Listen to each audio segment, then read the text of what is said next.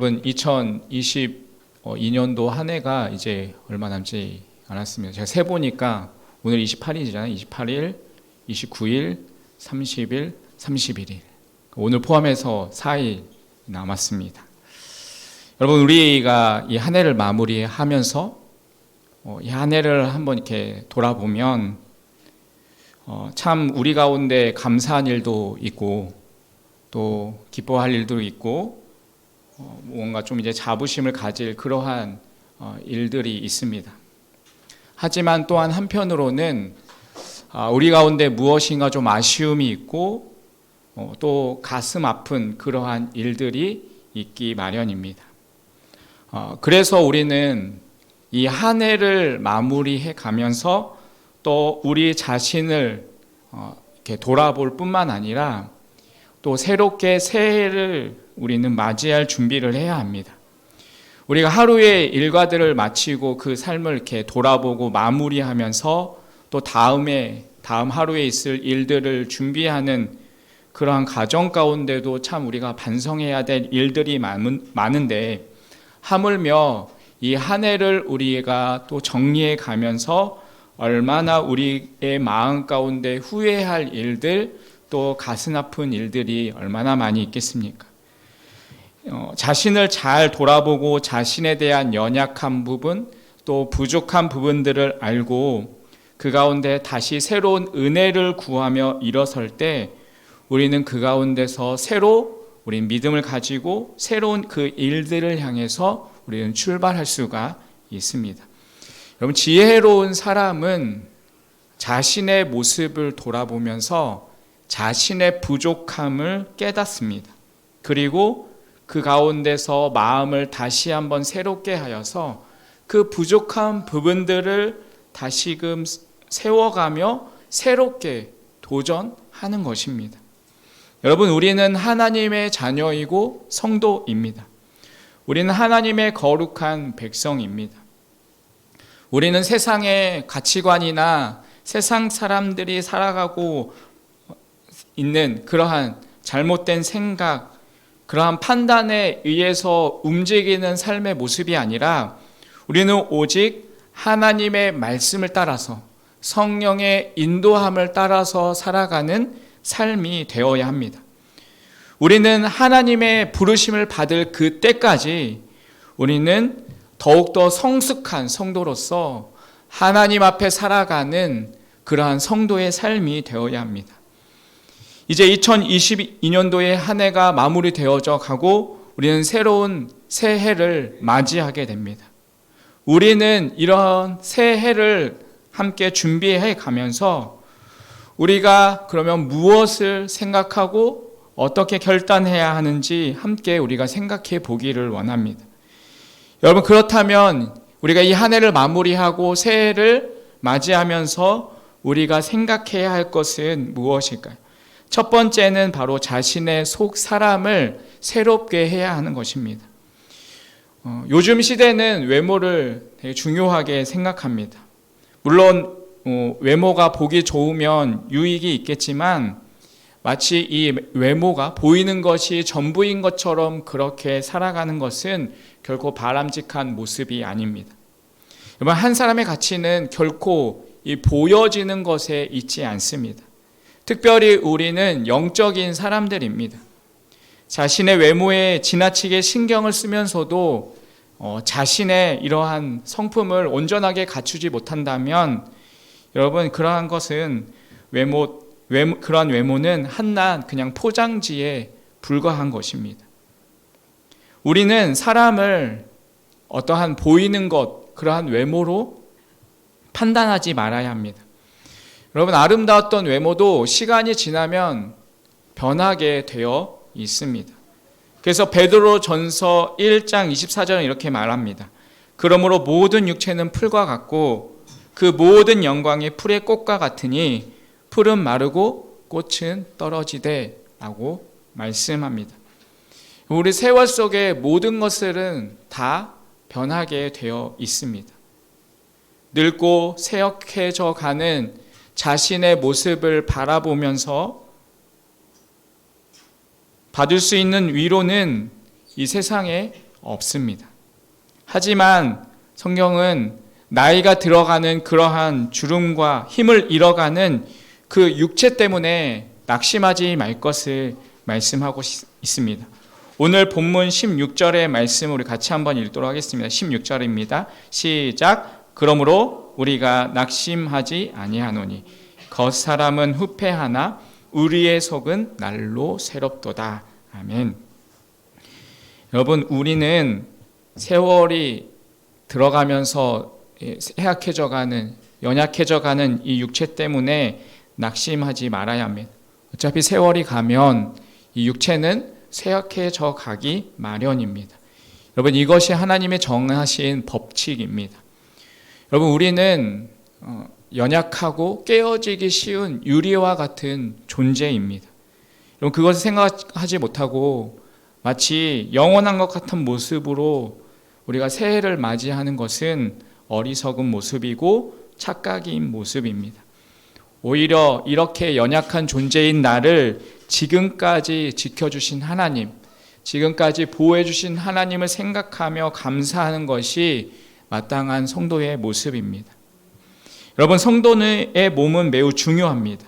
고린도전서 3장 16절은 이렇게 말합니다. 너희가 하나님의 성전인 것과 하나님의 성령이 너희 안에 거하시는 것을 알지 못하느냐라고 말씀합니다. 여러분, 우리는 하나님의 성전입니다. 왜냐하면 하나님이신 성령이 우리와 함께 계시기 때문입니다. 그렇기에 우리는 우리의 몸을 잘 지켜야 합니다. 거룩하게 몸을 지켜야 합니다.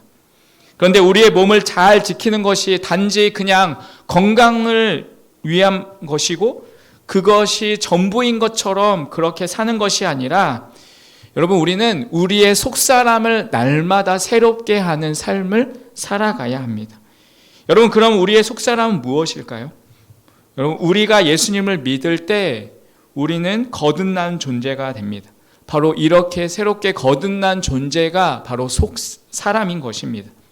우리는 예수님을 만나기 전에 영적으로 죽어있던 존재였습니다.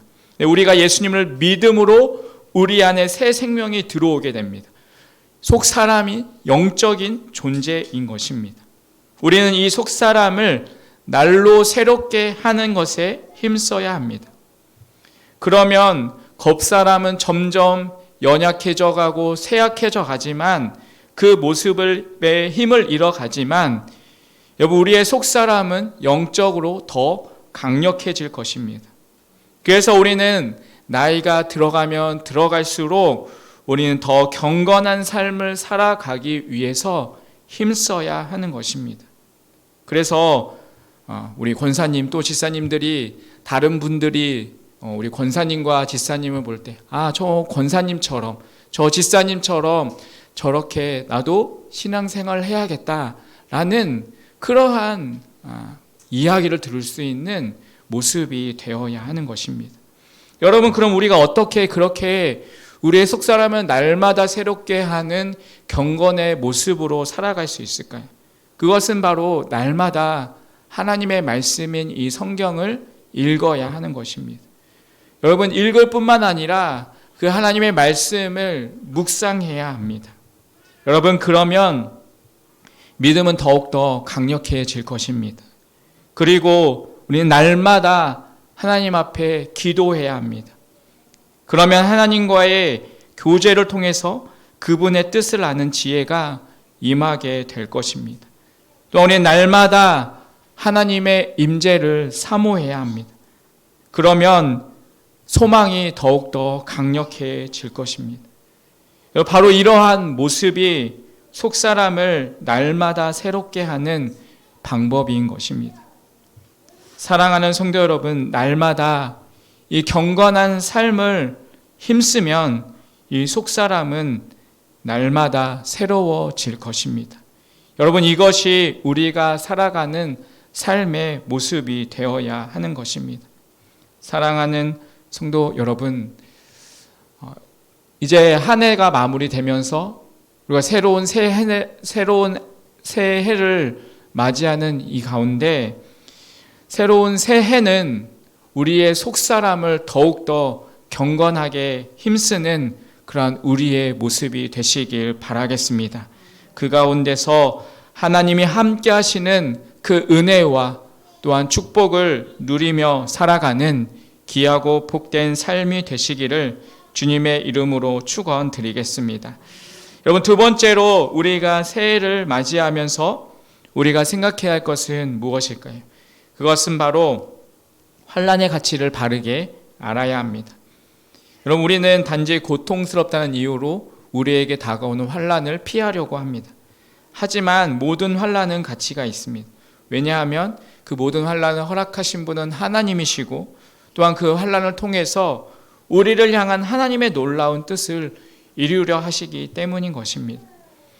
환난은 우리를 성숙하게 하는 삶의 훈련입니다. 현재 우리의 이 환난을 이겨내면 그 후에 우리는 하나님의 뜻을 깨닫게 될 것입니다. 오늘 본문 17절은 이렇게 말씀합니다. 우리 17절 말씀 같이 한번 읽도록 하겠습니다. 같이 읽겠습니다. 시작.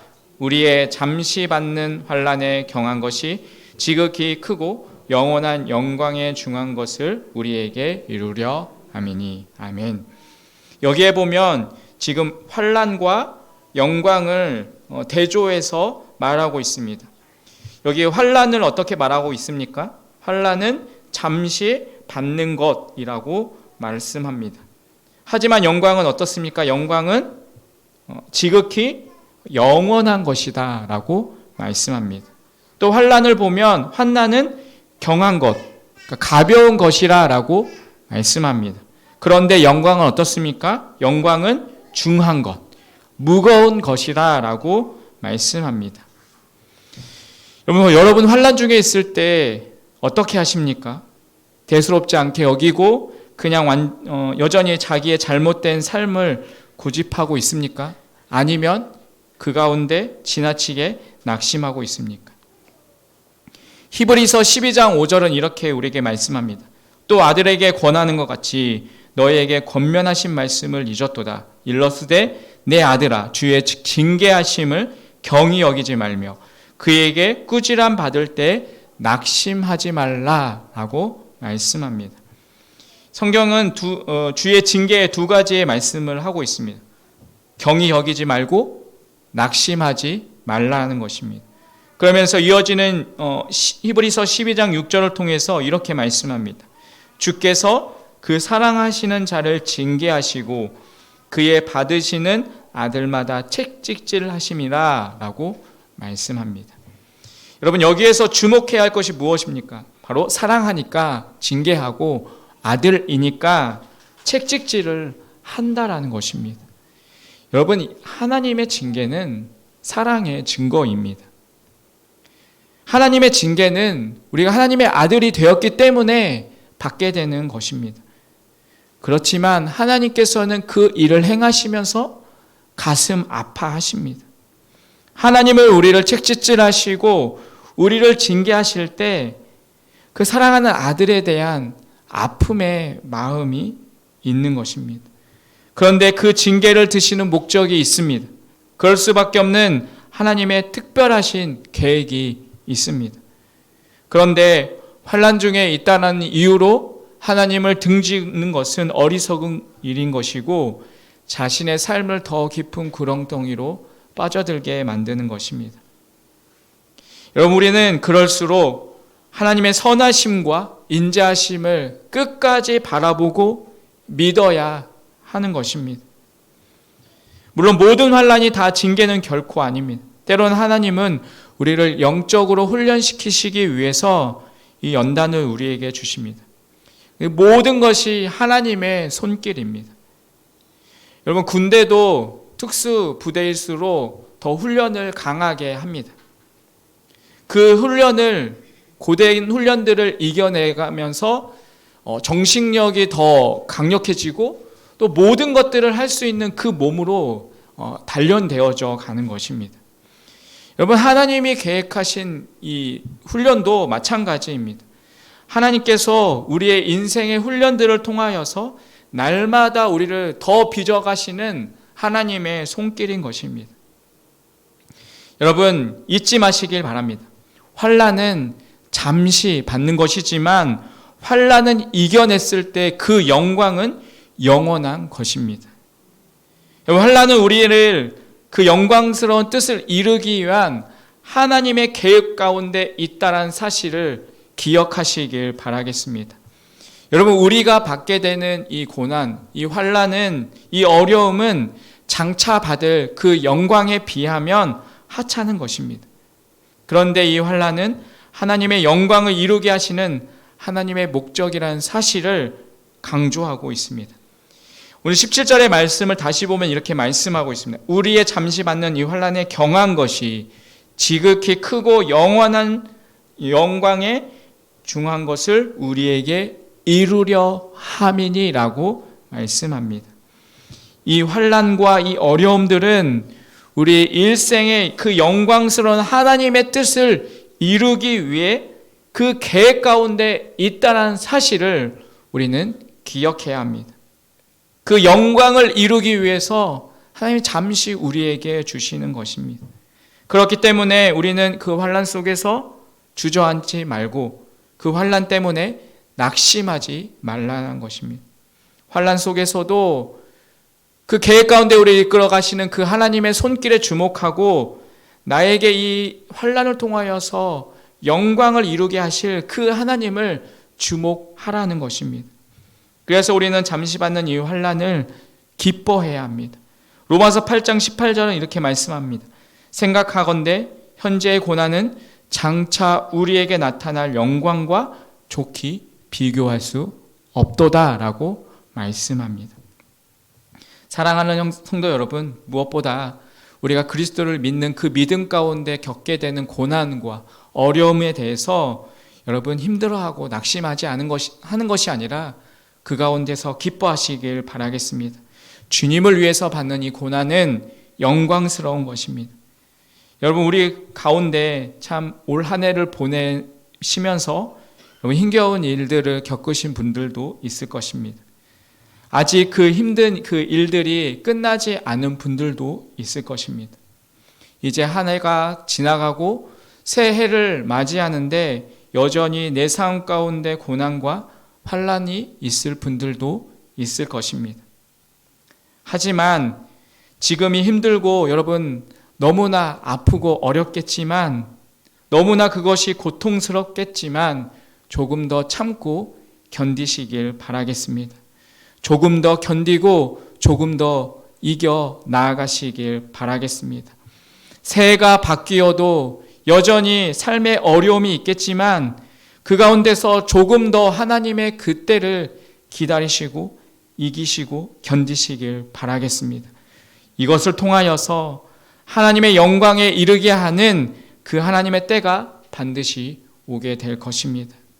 그래서 우리 성도는 살아도 주를 위해서 살고 죽어도 주를 위해서 죽을 수 있는 그런 성도의 자세를 갖추어서 살아가야 합니다. 이 고난 속에서도 또 이 역경 속에서도 이 어려움 속에서도 하나님의 뜻이 이루어질 것을 우리가 믿고 새해를 기대하고 맞이할 수 있는 그러한 성도의 삶이 되어야 하는 것입니다. 그렇게 성도로서 오직 하나님의 뜻 가운데 우리의 삶을 살아갈 수 있는 그런 우리 성도님들의 삶이 되시기를 주님의 이름으로 간절히 축원드리겠습니다. 여러분, 마지막으로 이 새해를 준비하고 우리가 맞이하면서 우리가 생각해야 할 것이 무엇일까요? 그것은 바로 우리 믿음의 시선을 밝게 해야 하는 것입니다.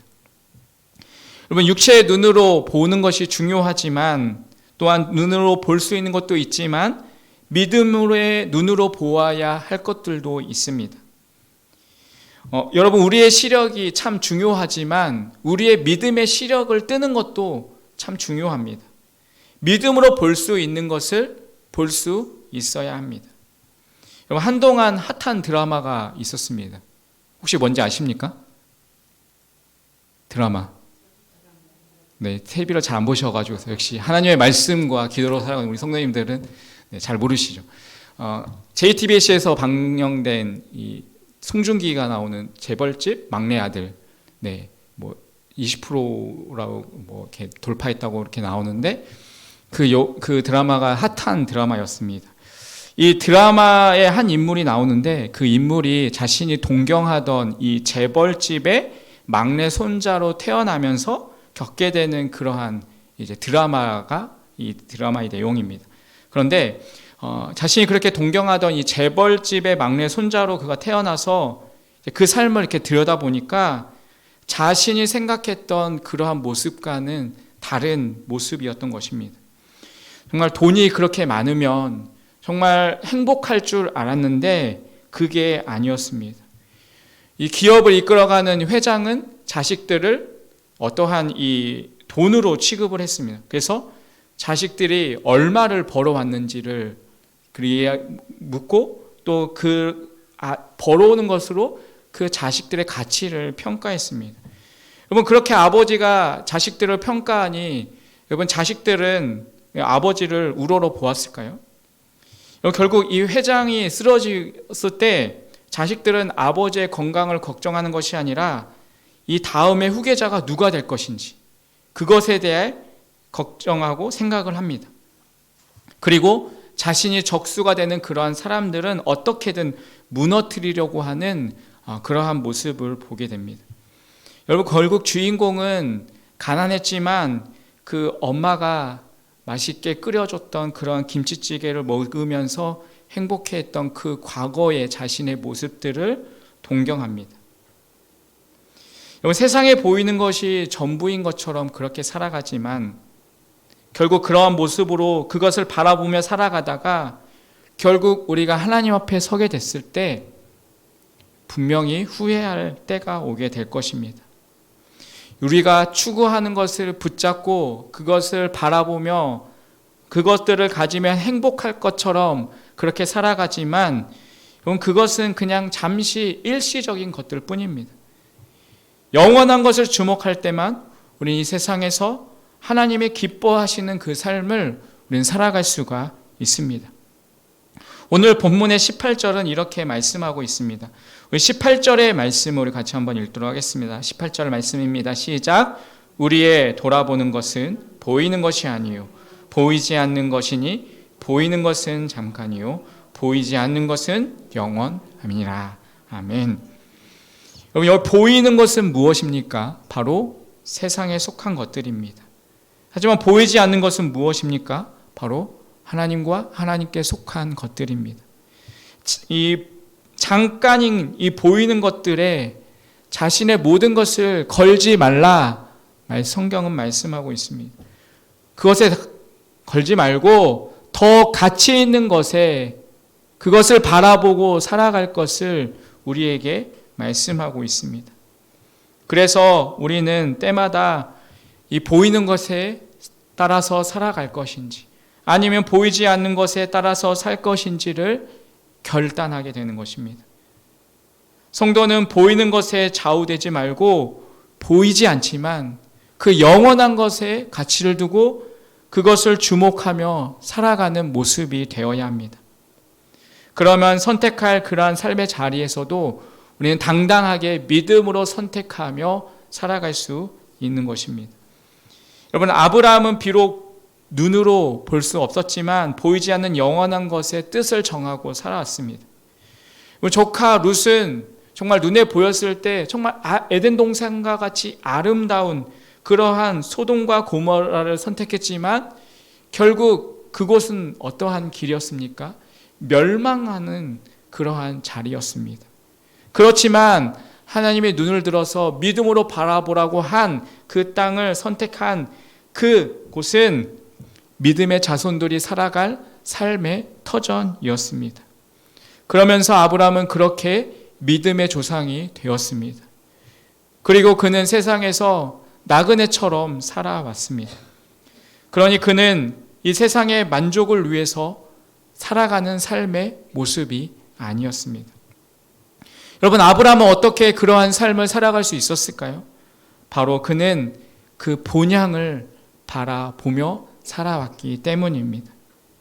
그는 세상의 것이 결코 영원한 것이 아니다. 오직 하나님이 예비하신 그곳이 그 영원한 나라가 나의 본향이고 내가 갈 영원한 곳이다라는 그러한 믿음으로 그는 살았던 것입니다. 여러분, 우리의 마음 가운데는 어떠한 마음이 있으십니까? 정말 이 아브라함과 같은 그러한 마음으로 여러분이 이 세상을 그 믿음으로 살아가고 계십니까? 여러분, 그러한 믿음으로 우리가 살아간다면 이 보이는 것에 좌우하지 않고 우리는 보이지 않는 그 본향을 향해서 영원한 것을 향하여서 우리는 전진해 갈 수가 있는 것입니다. 믿음으로 사는 것은 보이는 것에 따라서 세상을 따라 살아가는 그러한 모습이 아니라 보이지는 않지만 그 영원하신 그 하나님을 바라보며 살아가는 것입니다. 그러한 믿음으로 여러분이 살아왔는지 한번 생각해 보십시오. 혹시 나는 보이는 것만을 바라보며 살아왔는가? 아니면 보이지 않는 것, 그 하나님을 내가 바라보며 정말 그 믿음 가운데 내가 살아왔는가? 내 마음이 하나님을 바라보고 그분께 소망을 두고 그분을 기뻐하며 정말 그분을 향하여서 내 뜻을 정하고 내 초점을 맞추어서 내가 살아왔는가? 내 인생의 초점이 내가 추구하는 것이 정말 하나님께 속해 있던 것인가? 아니면 세상에 속해 있던 것인가? 우리는 한번 생각해 보아야 합니다. 그래야지 우리는 우리의 삶을 다시 정리하고 새로운 삶을 준비할 수가 있습니다. 여러분, 이 한 해를 우리가 보내고 새해를 맞이하면서 우리가 다시 한번 결정해야 할 일이 무엇입니까? 바로 보이지는 않지만 하나님과 그 하나님의 나라에 속한 것을 향하여서 그 삶의 초점을 맞추는 이 영적인 시력이 우리 가운데 다시금 회복되어야 하는 것입니다. 사랑하는 성도 여러분, 우리가 누구에서 이러한 삶의 위로를 받을 수 있겠습니까? 우리가 누구에게서 삶의 소망을 붙들고 주저앉아 있던 이 자리에서 우리는 어떻게 누구를 바라보고 일어설 수 있겠습니까? 바로 우리를 지극히 사랑하시는 하나님 아버지이십니다. 그 하나님을 우리가 바라보고 그 하나님을 붙들어야지 우리는 이 삶 가운데서 주저앉아 있던 우리의 모습을 다시 일으켜 세울 수 있는 것입니다. 우리가 이 세상에서 전부인 것처럼, 이 세상의 전부인 것처럼 살아가다 보니까 우리는 작은 상실에도 쉽게 낙심합니다. 내가 바라보고 내가 붙잡고 있던 이 돈이 사라지고 또 내가 붙잡고 있던 이 건강이 사라지게 되다 보니 마치 전부를 잃은 것처럼 당황하고 낙심하게 됩니다. 때로는 계속되는 이 고난과 또한 이 어려움 때문에 믿음을 잃고 방황하기도 합니다. 그런가 하면 하나님의 뜻을 따라가다가 고난을 받는 그러한 성도의 모습보다는 오히려 세상의 욕심을 따라서 그것을 채우며 살아가는 그러한 사람들의 모습을 더 부러워하기도 합니다. 여러분, 왜 그러한 생각이 들게 될까요? 바로 보이는 것에 주목하고 있기 때문입니다. 세상에 대한 욕심을 버리지 못하고 있기 때문입니다. 이제 우리는 믿음으로 사는 성도답게 보이는 것보다는 보이지 않는 것을 더 주목하며 살아가야 합니다. 육체의 눈으로는 볼 수 없지만 믿음의 눈으로 볼 수 있는 것들을 확실하게 바라보고 살아가야 합니다. 사랑하는 성도 여러분, 이제 그냥 보잘것없는 잠시 있다가 사라지는 것들 때문에 여러분의 마음을 빼앗겨서 우리의 인생을 더 이상 낭비하지 마시길 바라겠습니다. 우리는 비교할 수 없는 영광을 약속하신 그 약속을 가진 하나님의 사람들입니다. 그 영광스러운 소망을 가진 하나님의 사람들입니다. 이제 우리는 그러한 성도로서 다시 출발하는 이 자리에 서 있습니다. 이제 새해는 우리의 삶을 다시금 새롭게 하여서 함께 하시는 그 하나님과 이 믿음의 길을 승리할 수 있는 그러한 삶이 되시기를 주님의 이름으로 간절히 축원드리겠습니다. 그래서 2023년도 한 해는 그 하나님을 붙잡고 그 하나님 안에서 더 믿음으로 승리하며 살아갈 수 있는 그러한 우리의 삶이 되시기를 간절히 축원드리겠습니다. 기도하겠습니다. 하나님 아버지, 지금까지 우리를 지켜주시고 인도하여 주셔서 감사합니다. 하나님, 이제 다시 믿음으로 출발하는 자리에 섰습니다. 새해에는 우리의 삶을 다시 새롭게 하여 주셔서 이제 하나님과 함께 이 믿음의 길을 승리하게 하여 주시옵소서. 예수님의 이름으로 기도합니다. 아멘.